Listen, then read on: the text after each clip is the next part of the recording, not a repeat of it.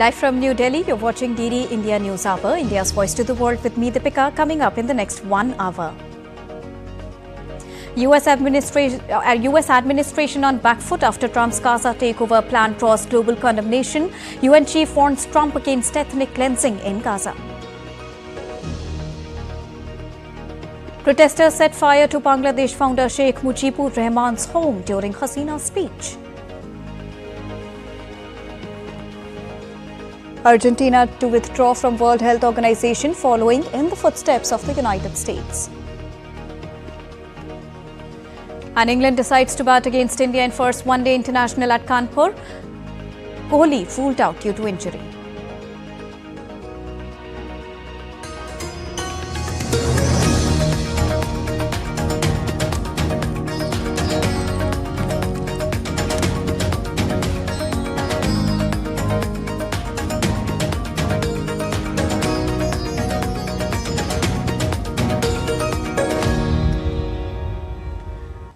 A very good afternoon to all our viewers joining this broadcast at this afternoon, watching DD India News Hour. Let's begin with the top news of the hour. Well, US President Donald Trump's administration appeared to backtrack on Wednesday after his proposal to take over Gaza sparked a row with the United Nations warning against ethnic cleansing in the Palestinian territory. Here's more. Donald Trump's stunning proposal that the United States could take control of the Gaza Strip invited strong reactions from governments around the world. Facing a wave of criticism from Palestinians, Arab governments and world leaders, Trump's Secretary of State Marco Rubio said any transfer of Gazans would be temporary, while the White House insisted there was no commitment to sending U.S. troops. U.S. President Trump had said at Tuesday's news conference that the U.S. will take over the Gaza Strip, and he insisted Wednesday that everybody loves his proposal. I do see a long-term ownership position, and I see it bringing great stability to that part of the Middle East and maybe the entire Middle East. And everybody I've spoken to, this was not a decision made lightly. Everybody I've spoken to loves the idea of the United States owning that piece of land, developing and creating thousands of jobs with something that will be magnificent in a really magnificent area that nobody would know. But the tone changed after reactions from across the globe. Rubio said the idea was not meant as hostile, describing it as a generous move, the offer to rebuild and to be in charge of the rebuilding. It's a unique offer, one that no other country in the world has stepped up and made an offer. But I think it's one people need to think about. Seriously, it was not meant as a hostile move. It was meant as a very generous move, the offer to rebuild and to be in charge of the rebuilding of a place, many parts of which right now, even if people move back, they would have nowhere to live safely because there are still unexploded munitions and debris and rubble. White House Press Secretary Caroline Leavitt said Washington would not fund Gaza's reconstruction, adding that Trump wanted Palestinians to be only temporarily relocated out of Gaza. The United Nations warned against ethnic cleansing in Gaza. In the search for solutions, we must not make the problem worse. It is vital to stay true to the bedrock of international law. It is essential to avoid any form of ethnic cleansing. Guterres' spokesman Stefan Dujarric further reinforced the world body's view on the matter, adding that any forced displacement of people.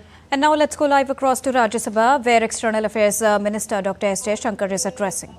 Ties with the United States. Indeed, more than any other relationship, mobility and migration has had a key role to play in enhancing its quality. Sir, the House would also share the view of the government that it is in our collective interest to encourage legal mobility and discourage illegal movement. In fact, illegal mobility and migration has many other associated activities also of an illegal nature. Moreover, those of our citizens who have been inveigled into illegal movement themselves become prey to other crimes. They are trapped into both moving and working under inhumane conditions. Members are aware that unfortunately there have even been fatalities in the course of such illegal migration. Those who have returned have also testified to their harrowing experiences. Mr. Chairman, sir, it is the obligation of all countries to take back their nationals if they are found to be living illegally abroad. This is naturally subject to an unambiguous verification of their nationality. This is not a policy applicable to any specific country, nor indeed one only practiced by India. It is a general accepted principle in international relations. Sir, honorable members would be aware that the process of deportation is not a new one. I repeat, not a new one, and has been ongoing for several years. I would like to share with the House details of deportation from the United States since 2009. Their numbers, years-wise, as available with our law enforcement authorities, is as follows. 2009, number of deportees 734. 2010, 799. 2011, 597. 2012, 530. 2013, 515. 2014, 591. 2015, 708. 2016, 1303. 2017, 1024. 2018, 1180. 2019, 2042. 2020, 1889. 2021, 805. 2022, 862. 2023, 617. 2024, 1368. 2025, 104. Sir, deportations by the US are organized and executed by the Immigration and Customs Enforcement ICE authorities. The standard operating procedure for deportation by aircraft used by ICE, that is effective from 2012. I repeat, that is effective from 2012, provides for the use of restraints. However, we have been informed by ICE that women and children are not restrained. Further, the needs of deportees, including during transit, related to food and other necessities, including possible medical emergencies, are attended to. During toilet breaks, deportees are temporarily unrestrained if needed in that regard. This is applicable to chartered civilian aircraft as well as military aircraft. There has been no change, I repeat, no change from past procedure for the flight undertaken by the US on 5 February 2025. Honorable Chairman, sir, we are, of course, engaging the US government to ensure that the returning deportees are not mistreated in any manner during the flight. At the same time, the House will appreciate that our focus should be on strong crackdown on the illegal migration industry, while taking steps to ease visas for the legitimate traveler. On the basis of information provided by returning deportees about the agents and others involved, law enforcement agencies will take necessary preventive and exemplary actions. I thank you. Sir, one second. Please take your seat. So there you heard External Affairs Minister Dr. S. Jaishankar replying on the illegal immigration and how they were deported from the United States. The External Affairs Minister Dr. S. Jaishankar also highlighted and urged the parliamentarians to come together and support on the crackdown of all the illegal migrants, and they should be deported if that is the case. And he also said that the Indian government is in constant touch with the US government to ensure that the deportees are well being taken care, and especially if they're children and women. Moving on, the Guatemala has agreed to ramp up the number of deportation flights it received from the United States after a visit from the Secretary of State Marco Rubio. Speaking alongside Guatemalan President Bernardo Arevalo in a joint press conference, Rubio said he had pledged U.S. support to the Central American country's efforts to return people not from Guatemala to their homeland. Since taking office on the 20th of January, President Donald Trump has stepped up the numbers of migrants the U.S. deports to Latin America, including using military planes for repatriation flights. The president, who's made the offer today, then we'll be working on the details of all this, but the offer to increase these flights and these deportations by 40%. It's very important for us in terms of the migratory situation that we're facing. His willingness to accept not just nationals, but those from other nationalities as they seek to ultimately return to their own homelands is also important, and we've pledged our support with those efforts. Now, U.S. Secretary of State Marco Rubio also announced on Wednesday that he will sign a waiver for programs aimed at combating drug trafficking in collaboration with the Guatemalan authorities as these initiatives align with their national interests. This is an example of foreign aid that's in our national interest. That's why I've issued a waiver for these programs. That's why these programs are coming back online and they will be functioning, because it's a way of us showing to the American people this is the kind of foreign aid that's aligned with our foreign policy, with our national interest. That's why we want to take the relationship Guatemala has with Taiwan and expand it beyond diplomatic relations to stronger economic ties as well in terms of bringing investment. Now, U.S. Secretary of State Marco Rubio has said he will not attend the G20 summit in South Africa, accusing the host government of an anti-American agenda. Rubio's announcement comes 2 days after U.S. President Donald Trump lashed out at South Africa over land reforms aimed at redressing inequalities perpetrated during the apartheid era.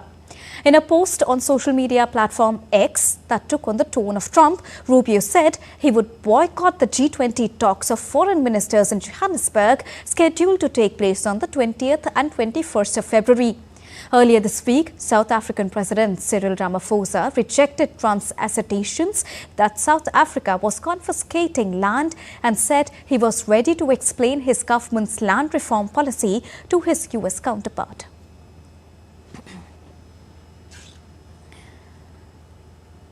Now, U.S. President Donald Trump has signed an executive order banning transgender athletes from participating in women's sports, fulfilling a promise that was at the center of his election campaign 2024. Trump plans to pursue the International Olympic Committee to change its rules on transgender before 2028 Los Angeles Olympic Games. Here's more.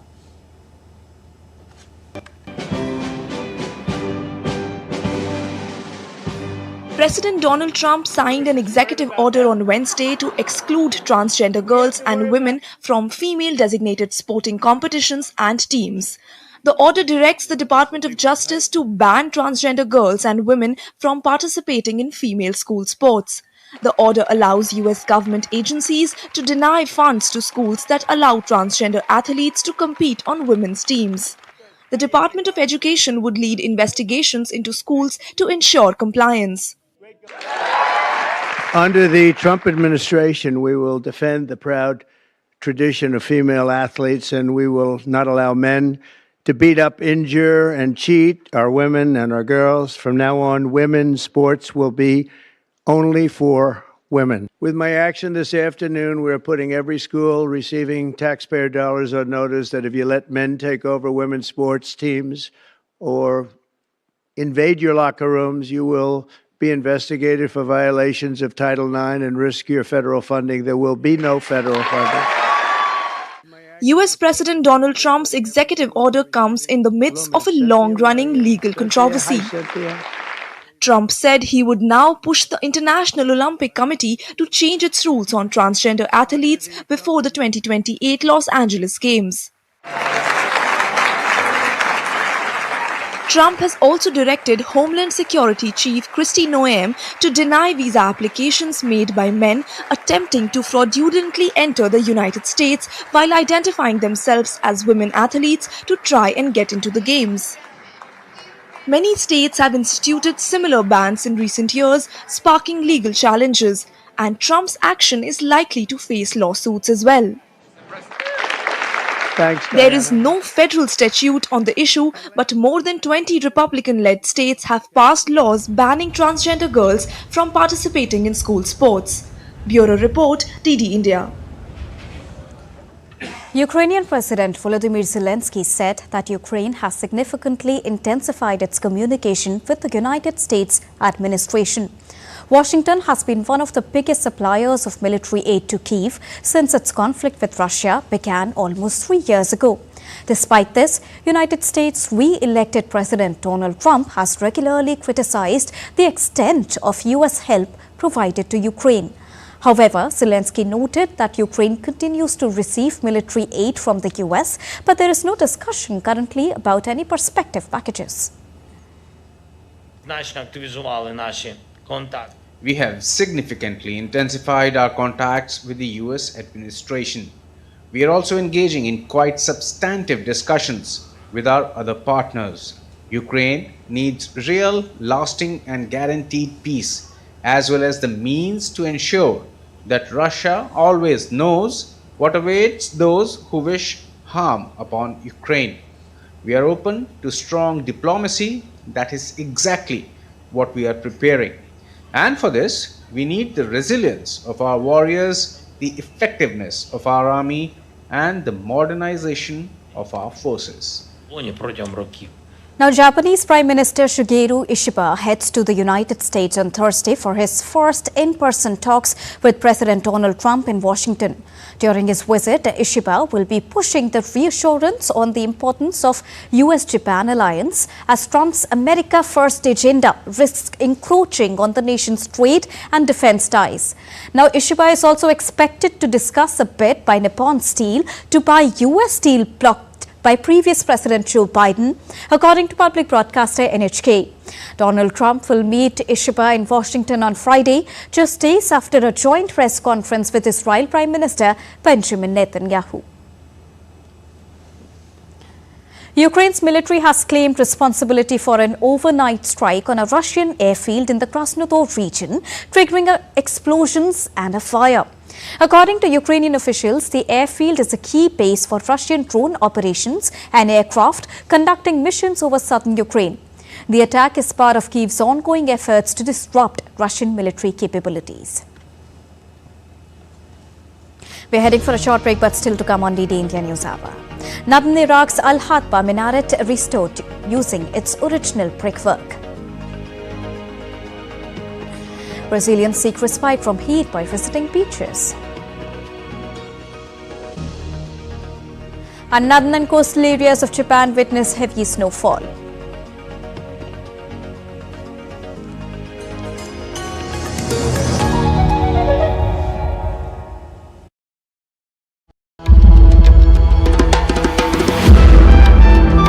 Timeless, boundless, and infinite.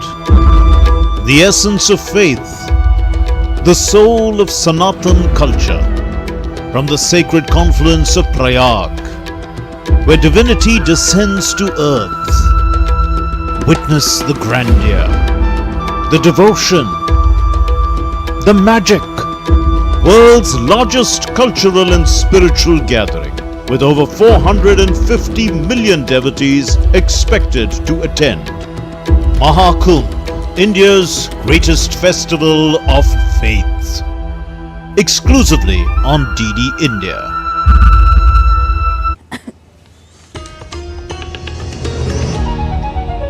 Welcome back after that short break. You're watching DD India News Hour. Now let's get you update from Bangladesh, where violent mob on Wednesday vandalized Bangabandhu Memorial Museum in Dhaka, which is a former residence of Sheikh Mujibur Rahman, who was Bangladesh's founding president and father of former Prime Minister Sheikh Hasina. The deplorable incident took place at about 8 p.m. local time after the Student Against Discrimination convener Hasnat Abdullah gave an inflammatory call on Facebook to that effect. Now, meanwhile, Bangladesh's former Prime Minister Sheikh Hasina strongly criticized the recent attacks on her father, Sheikh Mujibur Rahman's residence in Dhaka after protesters set fire to the house. She said, and I quote her, "A structure can be erased, but history cannot be wiped out," unquote. Now, she made these remarks during a virtual address posted on her party's social media platform. Earlier, Dhaka Metropolitan Police Joint Commissioner for Crime, Mohammad Farooq Hussain, said that they had deployed additional police forces in and around the Mujib Memorial Museum. However, eyewitnesses said that the protesters were able to reach the museum without major obstacles. And to discuss more on this, I'm joined by Mr. Alok Bansal, who's the Director of India Foundation and security experts as well. Good afternoon, sir. Thank you so much for joining us at this broadcast at DD India News Hour. When we look at the incident, the demonstrators said the house-turned-museum symbolized authoritarianism and fascism. However, it's been long associated with the great legacy of the foundational president of Bangladesh. When we look at the incident, thus this clearly showcases the current state of Bangladesh and how it is losing its history to the hands of the demonstrators. Mr. Bansal. See, it's actually an extremely sad incident, and it depicts the lawlessness that prevails in Bangladesh. The father of the nation, the founder of Bangladesh, his house has been razed. And I think what Sheikh Hasina said is absolutely right. You can bring down a structure, but you cannot erase or wipe away the history. And incidentally, it is the house where Sheikh Mujib was assassinated, and his daughter bounced back from there. They could not erase his memory. And now they have tried to erase that structure. I'm sure the pro-liberation forces will bounce back. The attack on this particular house was carried out by Jamaat cadres and anti-liberation forces. These are the forces which have always been in the forefront in Bangladesh in opposing Bangladesh's liberations. These were actually Pakistani fifth columnists in 1971 who did not want Bangladesh. Unfortunately, the present regime which is occupying power in Dhaka has let them loose, and they did not make any efforts to protect this monument of national importance in Bangladesh. And now, to say that they had positioned police force or security forces and they could not control them is, I think, a fallacious propaganda, because we have seen the way the building was demolished. There were vehicles, there were equipment that was brought to demolish a house of that magnitude. And these were people who had pre-planned doing so. And this particular incident also shows that how scared the present power wielders in Bangladesh are as far as Sheikh Hasina's one call is concerned. Because she addressed the students yesterday, and I presume over 4.5 million people logged in. So that shows as far as her popularity is concerned. And against that, I think people who are scared with her growing popularity are the ones who have indulged in this sort of vandalization of a national monument. Indeed, Mr. Bansal, but when we talk about it, another address that sparked another big issue in this incident, and Sheikh Hasina said that erasing history won't erase legacy, as you also just mentioned and highlighted. How would you decode this? Because this somewhere indicates the rising hope of restoring Bangladesh's historical roots back to its own shape. What I want to say, I couldn't get you clearly, but I understand that as far as this movement is concerned, what we are seeing today, the demolition of this house, this does not show any unpopularity of Sheikh Hasina, but a panic reaction by anti-Sheikh Hasina forces, anti-liberation forces, who felt that this sort of an action by Sheikh Hasina's trying to speak to the students, she'll be able to mobilize forces to such a level that the present occupiers of the chairs in Dhaka will have to move. And that is one of the reasons why we see that even a slight attempt, political activity, a legitimate political activity by Awami League or its supporters is targeted by the opposition. Even distributing leaflets have been actually targeted by these people who are dealing with it. So this shows the fearfulness as far as these people are concerned, and these elements who are not in favor of Bangladesh want to erase anything that commemorates the liberation of Bangladesh, because liberation of Bangladesh shows the spirit of Bangladesh, and also shows the collusion between India and Bangladeshi freedom fighters to liberate this country from the oppressive yoke of Pakistani military. And in the middle of this, Bangladesh is also planning to host the elections, to conduct the elections. Is it possible to conduct the elections like this? See, firstly, we must be very clear that Mr. Yunus doesn't have the support and he won't want to go for elections because he cannot get elected, nor is Jamaat in a position to go for an elections. The only political force which wants to go for elections is BNP, which is of course a political party. They feel that they have an opportunity to win. But those who are wielding power, those who have illegitimately, unconstitutionally, illegally occupied power, are in no hurry to have elections. Now, to have elections in an environment like this, where you don't allow one of the major political parties of Bangladesh to even indulge in basic political activities, the elections obviously would not be free and fair. So that's a given fact. But in any case, some elections are absolutely essential because you have somebody occupying chair without any legitimacy, without any support, without any authorization, either constitutional or by the people. Somewhere with her address, the address made by Sheikh Hasina yesterday, and as you rightly pointed out, that her following is still there, her popularity is still there, and that too with a great force. What do you think could be the future of Bangladesh, considering Sheikh Hasina's willingness to come back? See, I think if the international community accepts that Sheikh Hasina is the legally elected Prime Minister of Bangladesh, I have no doubts that she'll return. And if she returns, the army will stand by and the people will follow her. Unfortunately, the pro-liberation forces in Bangladesh, who are by no stretch of imagination in minority, are leaderless at this point of time because no Awami leader of any worthwhile position is being allowed to function. They have either been arrested or slapped with ridiculous charges. There are ministers who have been slapped with murder charges and things like that. And not only what has happened in Dhanmandi today, other political leaders, their homes have been burnt. Just now I got a report that close to Rajshahi, the former Minister of State for Foreign Affairs, Shahryar Alam's house has been burnt. I saw the pictures. So all these leaders are being targeted because these anti-liberation forces realize that if they give an opportunity to pro-liberation forces to reorganize, they'll be wiped off within no time. So they don't want to give them the chance of organizing. They're, as it is, quite shaken up by the stoppage of US aid, which was the main source of funding for them.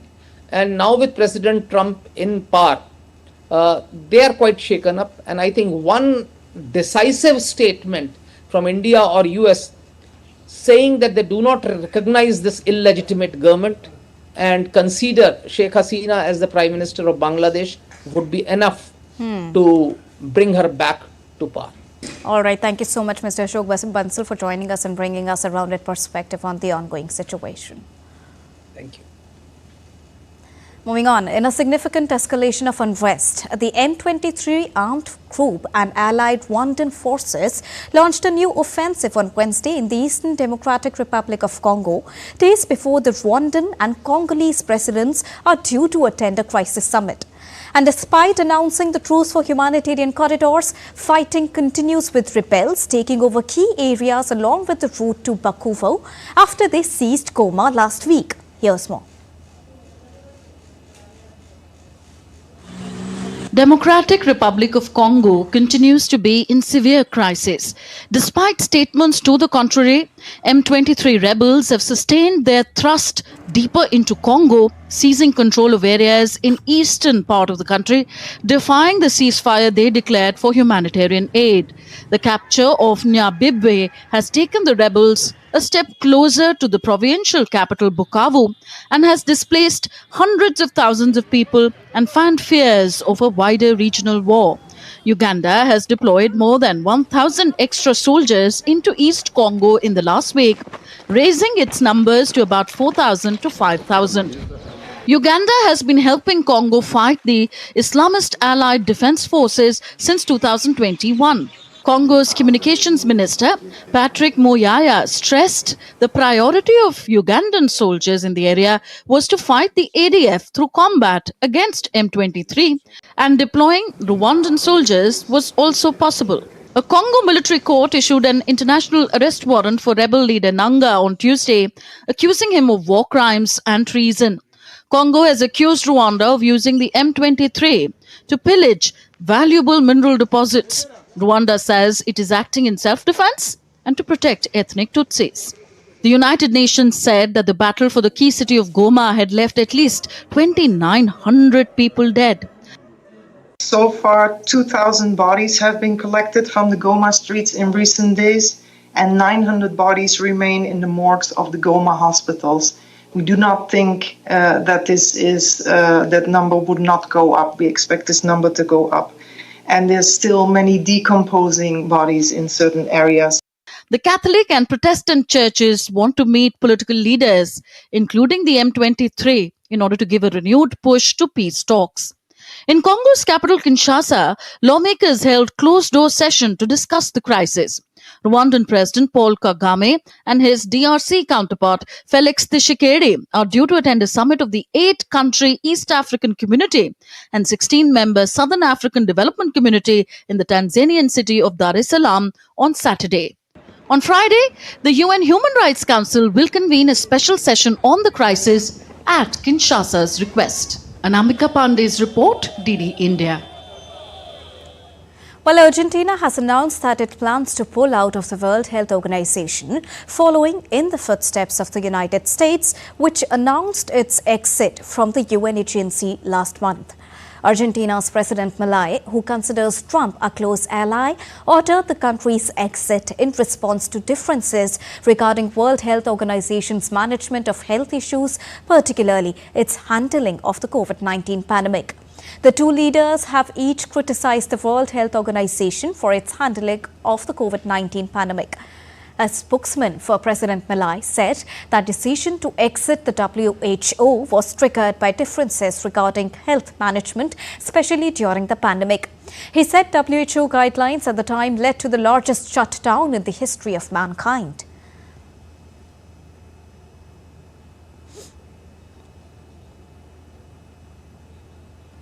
All right, now let's once again go to the Parliament where Dr. S. Jaishankar is speaking.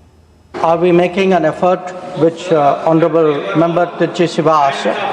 Are we making an effort? Yes. In fact, that is why the authorities have been given instructions, and I would urge Honorable Member Sanjay Singh not to misrepresent that instruction.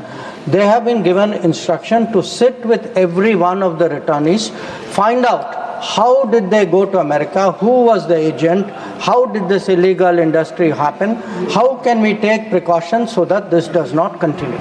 We have been very, I would say, sir, sympathetic and solicitous to the predicament of people going. So I do not want the House or the public to have a wrong understanding of how they were received. They have come through a very difficult experience. They were misled by agents. I will come to the action issue after this, sir. Then the question, sir, I think one member raised saying, the numbers went up after 2016. Sir, I was very bureaucratically correct. I took a single source. Sir, what is meant by bureaucratically correct? Sir, which means I followed a bureaucratic database to ensure that I gave before the House a very similar comparable number from the same database. So, sir, as a healthy practice, let everyone follow the bureaucratic practice. Yes, sir. Go ahead. Now, sir, what I do want to say, actually, if one looks at the Homeland Security data, sir, the Homeland Security, the American Homeland Security Department has a report about aliens removed by criminal status and country of nationality. For India, actually that number is 860. I'm shocked. I allowed indulgence. No, what is this? You are not listening to the Honorable Minister. No, I'm so sorry. Please. Honorable Minister, I'll be careful next time. I'll be careful next time. Take your seat, Honorable Minister. Homeland Security Department data actually shows prior to 2014, the numbers, their numbers, American numbers were actually close to 1,000. The numbers I have given, sir, as can be seen in the statement, are from the Bureau of Immigration. In many cases, possibly because if they were not issued emergency certificates, they may have been treated differently. Maybe they went to some other country. So I would say we should look at this in a overall manner rather than try to make clever points about which year was a little higher than which year. Then, sir, the issue came about military aircraft being sent. Now, some other members also raised, have military aircraft been sent before. The procedure, sir, is we have looked at deportations for the last 15 years. It is up to the authority of the Immigration Customs Authority to charter an aircraft. It could be a military aircraft, but whichever aircraft comes in, it is under the authority of the ICE. The procedure, whether it was a military aircraft, whether it was a chartered aircraft, was exactly the same. Then the issue came up, sir, was there advance notice given?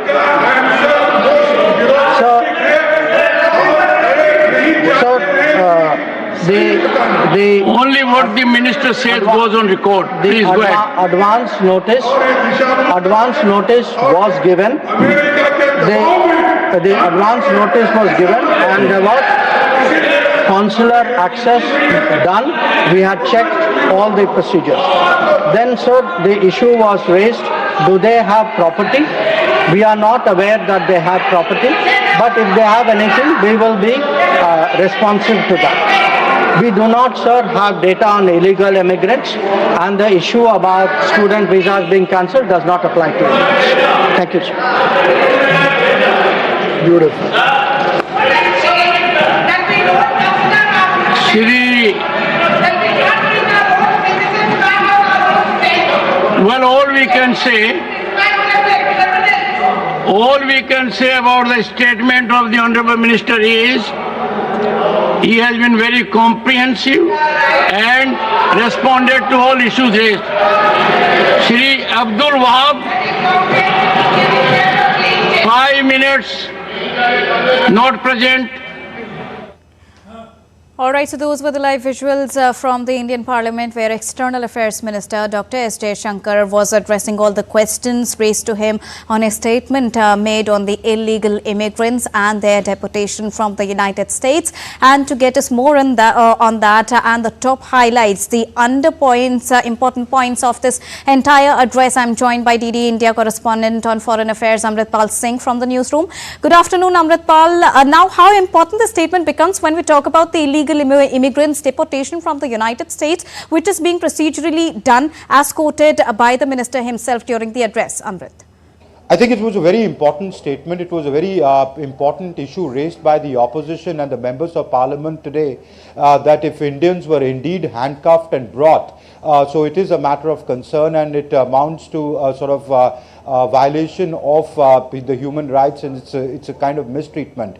So the minister clarified in the House that this is a standard operating procedure that has been followed since 2012. He was at pains to explain that the ICE or the ICE, that is the Immigration and Customs Enforcement Department of the US government, which is responsible for the illegal immigrants and their deportation back, that procedure was followed. And he clarified on the floor of the House that it is a standard practice for them to restrain the deportees, except for women and children. Or if they need to use, they need to use services like food, or you need to use the washroom, etc. Or in the case of a medical emergency, there is a procedure for unrestraining them. So I think the minister was at pains to explain that there is no departure in procedure as followed earlier. and he also gave figures out since 2009 as to that this neither the procedure of deportation nor the very process of deportation is new. So he was at pains to explain that, and even during counter questioning he was at pains to say that bureaucratically my reply was right and I wasn't wrong, that the procedure has been followed. Now it is a procedure of the United States that they restrain people, the deportees. The other important thing, I think, another important point, Deepika, that he made was that illegal mobility is not in the interest of anyone. The countries from where illegal mobility has taken place, they are bound to take their nationals back. And he said that the members of the House addressing the opposition in particular would agree that the kind of harrowing experiences that come and which many of the deportees have testified to during their illegal stay there is something which is not in their interest, and therefore India does not and should not encourage illegal mobility. India is committed to migration and mobility under agreements with the US government, but those legal in nature. So I think Dr. Jaishankar's reply was a comprehensive reply, and this was the context in which he answered those questions and concerns raised by the opposition in the Lok Sabha since morning. Thank you so much, Amritpal, for joining us and bringing us a rounded perspective on External Affairs Minister's response in the Parliament today. And now let's get you other updates from the budget session of the Parliament. Well, both the houses of the Parliament took up the question hour on Thursday. Important issues including on the Jal Shakti mission and food processing industries were raised and answered by the lawmakers. In the upper house of the Indian Parliament, External Affairs Minister Dr. S. Jaishankar responded to a question on monitoring of the Indian students abroad post-conflict escalation. Depending on the situation, we have been very sympathetic, we have been very responsive.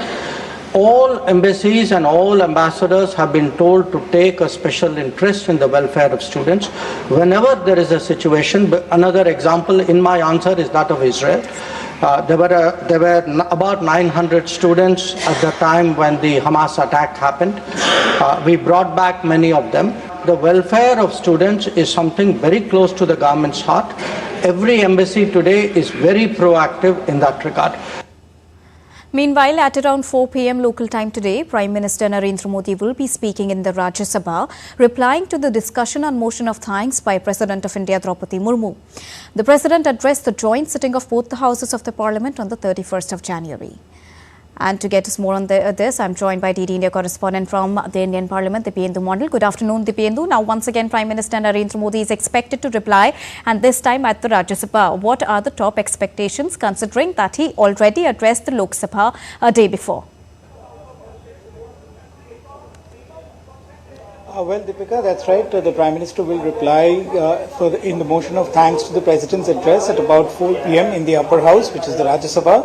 And of course, the Prime Minister will, tear apart into the allegations of the opposition, or perhaps the issues that were raised by the opposition during the long debate that had been taking place in the Rajya Sabha over the last 2 days. And with the Prime Minister's address to the motion of thanks in the Rajya Sabha, the motion will be put to vote. And of course, the issues that the Prime Minister could perhaps highlight would be the issues that the government have been talking about, and what the Prime Minister even spoke about in the Lok Sabha, which includes how technology is being used by the government on artificial intelligence, on Make in India, on the achievements of the government over the last 10 years that it had been in power, and also on several of the issues that have been raised in the Rajya Sabha by the opposition members while debating and discussing on the motion of thanks to the President's address. So, of course, all eyes at the Rajya Sabha when the Prime Minister will make his speech on the President's address, and of course, post that, the motion will be put to vote, and a thank you note to the President will then be delivered by the Rajya Sabha to the President. Deepika. Thank you so much, Dipendu, for joining us and bringing us the latest information on this. Moving on, India's Minister of State for External Affairs, Kirti Vardhan Singh, met the Secretary General of the Shanghai Cooperation Organization, Nurlan Yermakbayev, at Hyderabad House in New Delhi on Thursday. The meeting was part of Yermakbayev's inaugural official visit to India from the 4th till the 7th of February. During their discussions, both the leaders emphasized the importance of strengthening regional cooperation under the SCO framework.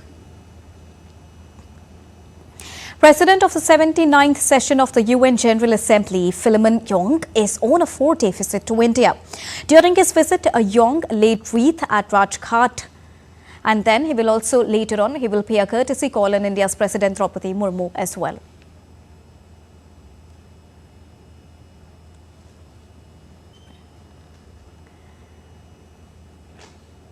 Moving on now, let's get you all the latest updates from the ongoing Mahakumbh 2025. The spiritual fervour at the Mahakumbh 2025 in Prayagraj continues as devotees take the holy dip, the dip of faith in the holy river Sangam. As of Wednesday, 38 crore 97 lakh people have participated in the sacred ritual.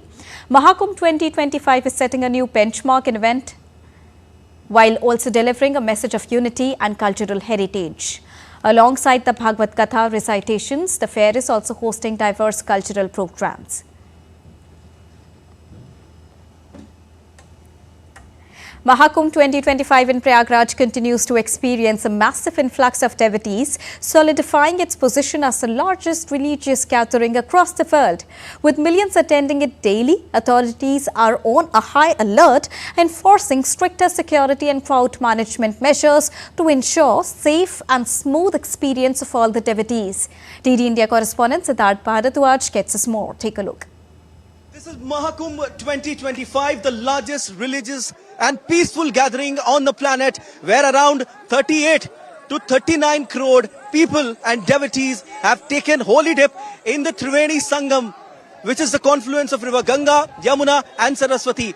I am here standing at Kali Marg, which is the entry point of all the devotees and pilgrims who are coming here from all walks of life. As you can see behind me, the influx of tourists is increasing with each passing day, and the UP government is leaving no stone unturned to make sure that this largest religious and peaceful gathering on the planet remains safe, secure and calm for all the devotees who are coming here. As far as the security measures are concerned, then there are elaborate security measures that have been put in place by the UP government, including AI integrated CCTV cameras, 7-layer security, drone surveillance, tethered drones, anti-drone system, underwater drones.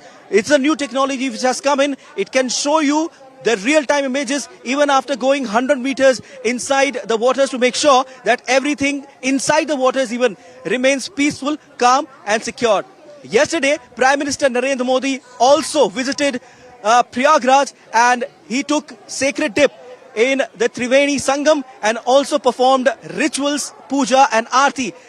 It's an inspiration in itself, especially for the youths who already are coming in, but now they are expected to come in large numbers to take sacred dip in the Triveni Sangam. This journey of devotees and pilgrims is not just restricted to taking dip in the Triveni Sangam. It's more about knowing oneself. It's more about knowing the Sanatan Dharma, the significance of Sanatan Dharma, the significance of Mahakumbh 2025. With camera person Mohan Mukut Sharma, this is Siddharth Bhardwaj reporting for DD India in Prayagraj. Now moving on to weather updates now. As temperatures show variations in different parts of the country, the northwestern Himalayan region is now expected to get some rainfall in coming days due to prevailing western disturbances over Pakistan region that is slowly moving eastwards.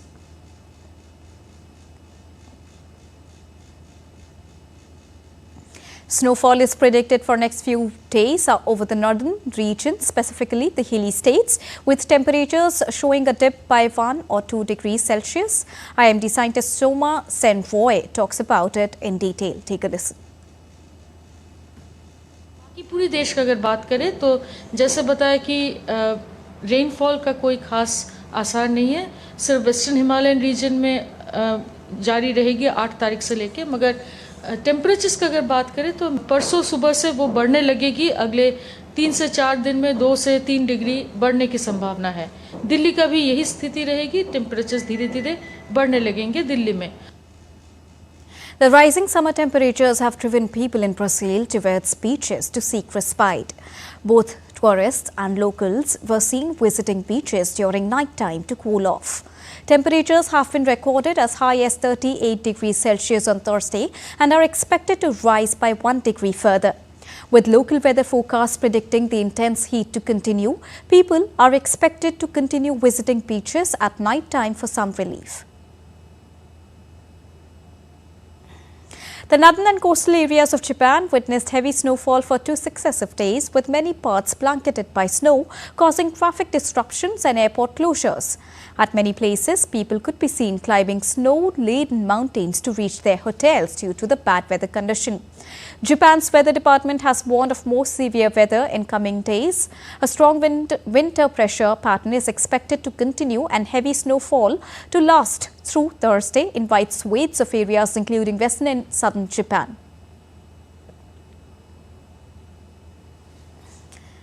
Now, Tesla's sales stumbled in Germany in the month of January, and there are questions whether company founder Elon Musk could also be to blame for the decline.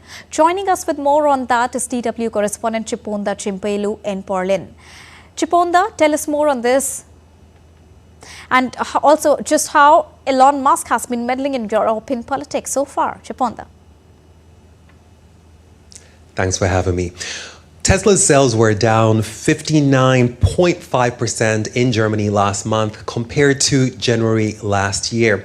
And that is despite the fact that new vehicle registrations rose significantly for electric vehicles here. Now, Tesla's market share in Europe's biggest auto market, Germany, is now significantly smaller. It shrunk to only 4% from 14%. But this trend isn't limited to Germany. Across Europe, car sales for Tesla have been falling. And in neighboring France, which is of course Europe's second biggest market, they tumbled more than 60%. Tesla's competitors are overtaking the car maker, and car buyers may be choosing other models because Tesla founder Elon Musk has been weighing in on politics in other countries, including Germany. All right, thank you so much, Chipona, for joining us and bringing us the latest information on this. And now it's time to take a look at other stories making news around the world in brief. The Al-Hadba minaret in Mosul, northern Iraq, has been restored using its original brickwork years after being destroyed under the rule of the Islamic State group. The restoration is part of a broader effort by UNESCO, the United Nations Heritage Agency, which has been working to restore several important sites in Mosul. In Cyprus, scientists have launched the Tigakokinisi initiative involving children in recycling used cooking oil into biofuel. The initiative visits schools with a caravan, conducts experiments and encouraging the students to bring used oil from home. The oil is then collected, filtered and sold for biodiesel production. The project aims at addressing the global issue of millions of liters of cooking oil being discarded annually. Thousands of visitors gathered at the traditional horse racing festival in Vietnam's Phu Yen province. This year, 32 local horses participated in the event. Most of the racing horses are mares, usually used for transporting agricultural goods, and the jockeys are mainly the local farmers. People travel from far and wide to attend the event, as these horses are particularly skilled at maneuvering through rough and slippery terrain that vehicles cannot reach. Syrian multidisciplinary artist Tamara Bassam Abu Alwan marked the removal of President Bashar al-Assad with a mural in Damascus's Shalan district, showcasing portraits of prominent figures from the revolt against Assad. The mural, which Abu Alwan began in December, features phrases such as freedom and liberty, Syria for everyone, and Syria is free in both Arabic and English. Her latest creation was met with a positive response from the viewers. You're watching DD India News Hour, and now it's time to get you all the latest from the world of sports. To begin with cricket first, England captain Jos Buttler has won the toss and opted to bat against India in the first one-day international match in Nagpur on Thursday. Yashasvi Jaiswal and Harshit Rana made their debut for India, while Virat Kohli has been ruled out due to knee problem. Kohli and captain Rohit Sharma have returned to the Indian fold after a months-long break. India will hope to fine-tune their preparations for the upcoming ICC Champions Trophy with this. England batsman Joe Root made his first ODI appearance since 2023 after being named in the team for the opening match. Talking about the match, England were off to a good start before Harshit Rana struck twice in the same over as the dismissed Ben Tuckett and Harry Brook. 3 down, England currently have Joe Root and Jos Buttler standing unbeaten at the crease.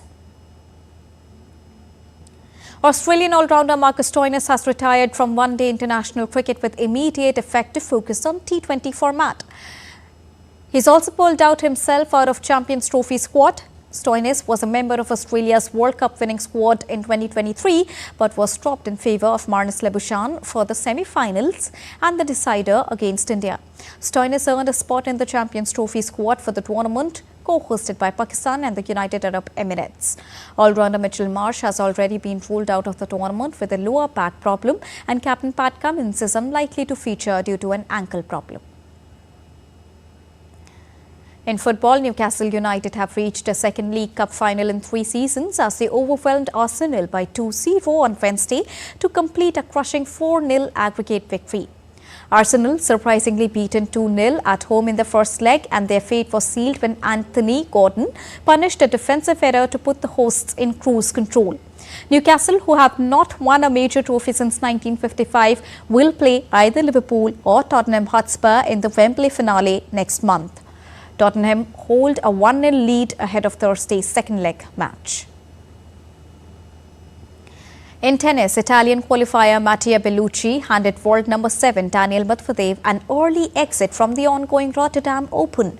The 23-year-old Bellucci upset the Russian by 6-3, 6-7 and 6-3 in the second round of indoor hard-court ATP 500 event to earn his first victory against a top 10 opponent. For Daniil Medvedev, it is another disappointment at the start of the season, having also suffered a shock loss in the second round of the Australian Open last month. Bellucci played aggressively throughout, winning most of the points on Medvedev's second serve. On the other hand, Medvedev was less than impressive with some of the underdog's tactics. Moving on, Asian Games gold medalist archer Parneet Kaur of Punjab showcased her skills at the 38th National Games to bag gold and silver medals in individuals and team events. DD India correspondent Narayan Singh had an exclusive conversation with her after the victory. Take a listen. The Punjab team dominated the archery events at the National Games. Right now I'm joined by Parneet Kaur, who won gold in team event and silver in the individual. Parneet, a very warm welcome. Tell something about that. So I feel really good that I could win a medal in the National Games, and after Asian Games I tried to maintain my game and level it up, and so from the past 2 years I've been working hard. All the top-notch archers are here, and you also won a medal at the international events, World Championship. So what's the difference you feel that our own Olympic style, mini Olympic, National Games and the international event, what's the difference? Asian Games and all the international tournaments, what I feel is like the National Games are the most similar. So this can help the athletes to prepare for the internationals. Everything is similar to the Asian Games and Olympics, and as per the level of archery, in compound archery the level is very high in nationally. So it's like that. If we get selected in the team here, then medal will definitely come. So tell something about that, coming to Uttarakhand and playing in the National Game. How was your experience here? It was a really good experience, and as it's nearby my home, I could come easily, and the weather is amazing. Also, it's not like too cold here, so it's like perfect weather for the National Games and for any tournament in archery. So it's an amazing experience for the athletes to be here in Uttarakhand to participate in the National Games, and all in all, their experience was great. Camera person Uttam, Narayan Singh, DD India, Dehradun. And that's all for this edition of DD India News Hour. But do let us know your thoughts on the news of the day. For those on the go, you can get all the latest news and updates from across the field on the DD India mobile app. The app is available on both Android and iOS platforms. Scan the QR code on the screen to download it right now. We'll be back with more news as it breaks here on DD India. I am Deepika, and from all of us here in New Delhi, thank you so much for watching DD India News Hour. Namaskar.